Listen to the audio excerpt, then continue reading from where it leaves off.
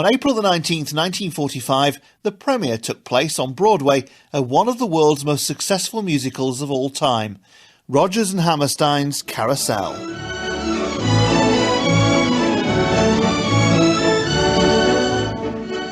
Carousel had been eagerly anticipated following the success of Richard Rodgers and Oscar Hammerstein's first musical, Oklahoma, in 1943. The pair had been worried they wouldn't be able to live up to expectations, but Carousel was an instant hit with both critics and audiences. June is busting out all over the matter and the... One of the few surviving original cast members is Jean Darling. Already known to the American public for her movie performances as a child star in the Our Gang and Laurel and Hardy films, Carousel gave Jean, still only 22 at the time, her big theatre break. I ran out of the Majestic Theatre and I looked in the front, and there I was. I was third billing. Carousel is a love story set in a fun fair in a small seaside community in Maine, and the triumph over adversity tale captured the imagination of an America at war. Jean Darling landed the part of the heroine's friend following a somewhat daunting audition in front of Rodgers and Hammerstein themselves and the show's director, Reuben Mamoulian. As I come in the door, Oscar hands me a rotten little piece of paper with penciled words on it, some erased and scratched out and everything, and says, "All right, sing." And I walk over to the piano, and there's Dick, and he starts playing, and I start, "His name is Mr. Snow." And I go through with one eye on the keys and one eye on the writing and trying to figure it out, and I finally get through the song, and they say, "Thank you very much. Would you please wait?" So I go outside, and I sit down, and I start knitting. And a few minutes later, Reuben Mamoulian comes out.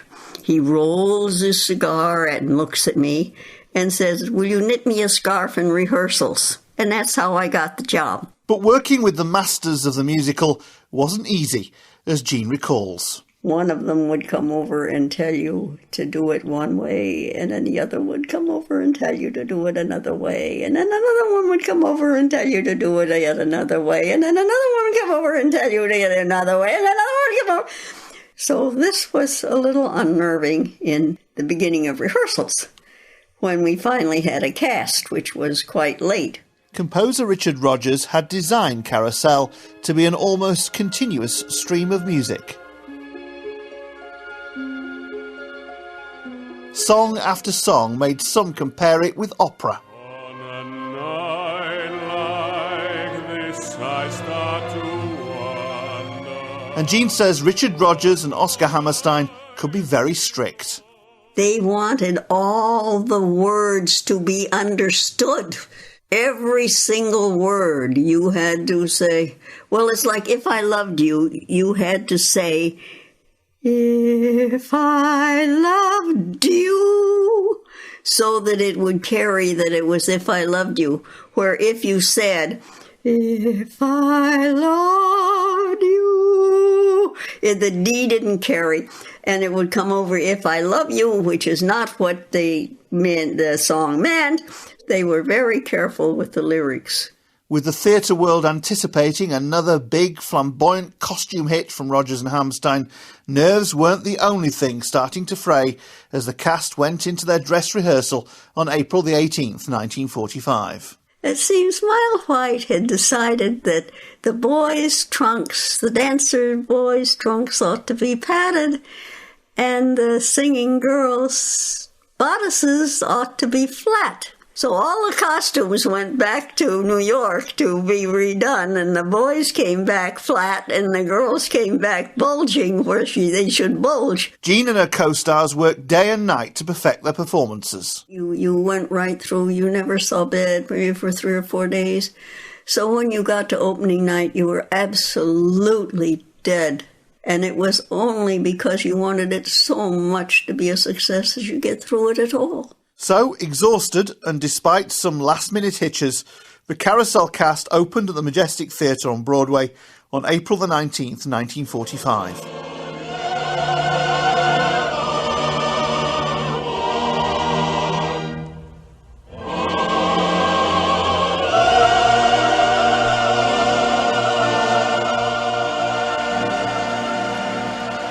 The audience wouldn't stop clapping at the end. Curtain call after curtain call. It was clear this was the birth of something big. But composer Richard Rodgers was in the dark. He'd injured his back and watched from a stretcher propped up in a box behind the curtain. He couldn't hear the audience applause and laughter, so he thought it was a flop.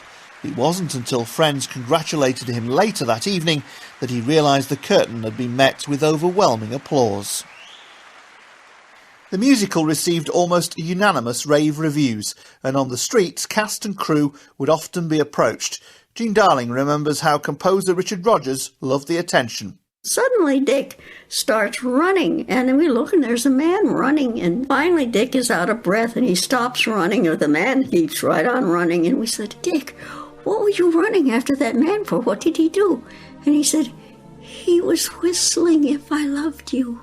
He was so delighted to hear somebody liked it well enough to be, that he caught on. Carousel's original run also coincided with the end of the Second World War in Europe, and Jean still has vivid memories of the day the news came through. It must have been a matinee day, because we all rushed out, and it was still light and everything, and everybody was kissing everybody and running around Times Square and screaming and yelling, and oh my God, yes, it was. I think everyone in New York came down there to yell and scream and kiss each other. Never been kissed so many times in my life by so many strangers.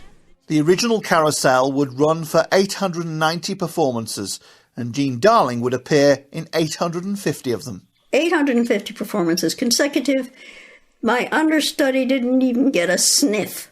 But that dedication came at a cost to Jean. On my 851st show, I couldn't get out of the taxi, and I collapsed and went to the hospital. And I was in the hospital for 3 months. They thought I was dying. Jean eventually recovered from hepatitis, and Carousel became a global success, playing theatres around the world, including London's West End. In 1956, it was made into a film, with the soundtrack recording becoming a bestseller.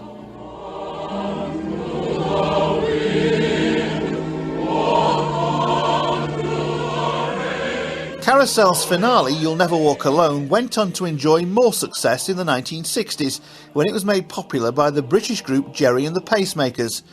Jean says it gained iconic status. There are people who enjoy religious-sounding songs, and it's a nice tune, and it has a great deal of force, and you'll never walk alone. Oh, my God, how great. Richard Rodgers always called Carousel his favourite musical, and in 1999, American Time magazine named it the best musical of the 20th century. Well, Mr. Snow, here I am.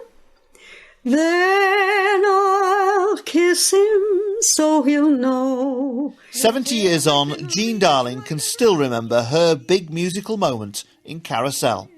Mr. Snow. And after all these years, I screwed up the lyrics. Jean Darling, one of the original cast of Carousel, which premiered on Broadway on April the 19th, 1945, ending this edition of Witness with me, Ashley Byrne. It was a made-in-Manchester production for the BBC World Service.